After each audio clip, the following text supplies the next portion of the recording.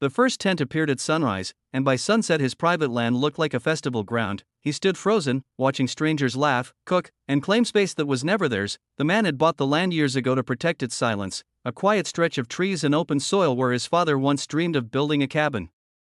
Then one HOA email changed everything. A local HOA Karen had announced a community camping event and casually listed his land as the location, telling hundreds it was approved. She spoke with confidence, authority, and a smile that dismissed questions.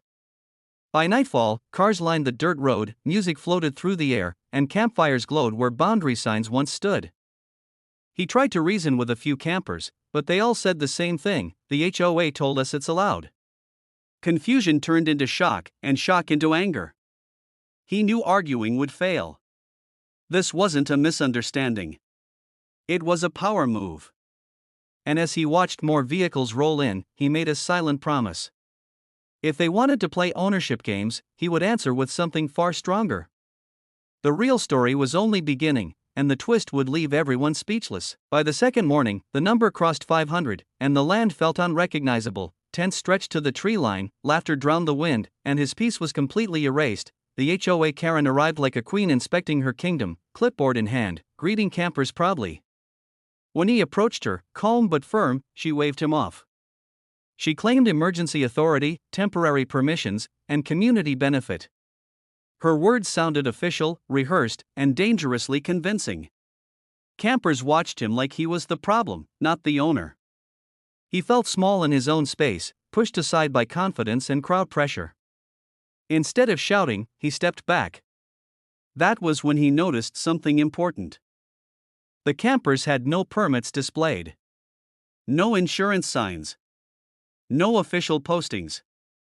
Just trust in a single HOA announcement. That night, while laughter echoed again, he didn't sleep. He gathered documents, old surveys, county maps, and one clause his lawyer once mentioned casually. A clause no HOA could override. As the moon hung above the crowded campsite, he stopped feeling powerless. He felt focused. Tomorrow, he wouldn't argue. Tomorrow, he would act. The third day arrived quietly, but his plan was already moving. While campers cooked breakfast, he drove past them without a word. He visited the county office, calm and prepared. He presented proof of ownership, land classification, and zoning restrictions that were crystal clear. The official looked up slowly, then asked one question: "Did you authorize public use?" When he said no, everything changed. One phone call was made. Then another. The legal wheels turned faster than expected. By noon, notices were printed.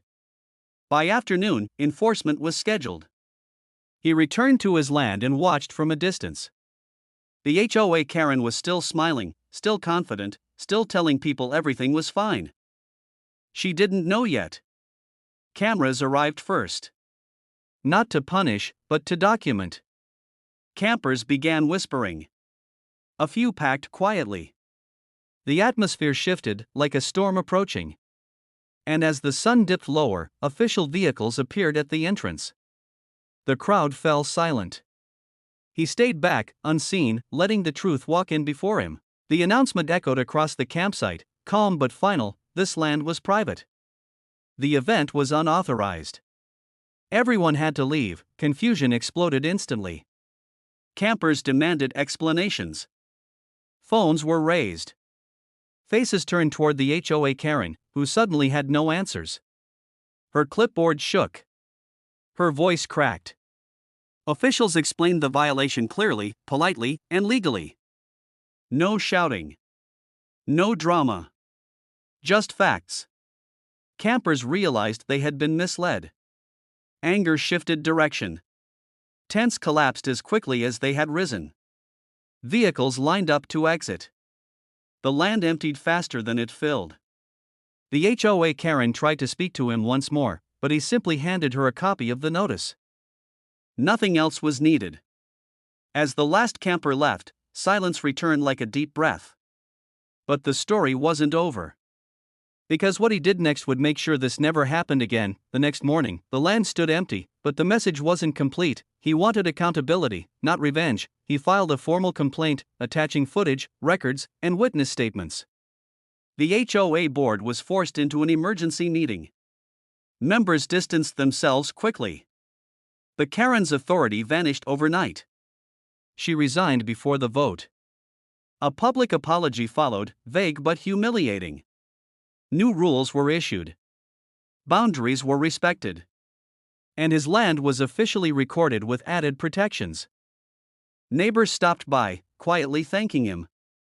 He didn't celebrate. He simply walked the property, listening to the wind again. The silence felt earned. But online, the story spread. People called it satisfying. Necessary. A reminder that confidence doesn't equal ownership. Weeks later, the land felt healed, but something lingered. He placed a single sign at the entrance, simple and clear, private property. Permission required. Nothing more. No anger. No warnings. Just truth. The HOA never contacted him again. Campers never returned. And the Karen became a cautionary tale whispered in meetings. He learned something important through it all. Silence can be protected. Ownership can be defended. And one legal move, made calmly, can undo even the loudest abuse of power. As he stood where the tents once crowded, he smiled. Not because he won, but because he stood his ground without losing himself. What started as an invasion ended as a lesson written in law and patience. 500 campers came and went, but his land remained his. The HOA learned that authority has limits. The campers learned to question confidence. And he learned that power doesn't need volume to work. Sometimes, the quietest move clears everything overnight. The land stayed silent, just as his father once imagined. And the story traveled far beyond the trees, reminding people everywhere that ownership matters, and boundaries deserve respect, and that was the final twist in this unbelievable HOA story. If you love the drama, don't forget to like, subscribe, and drop a comment sharing your thoughts. It really helps this channel grow.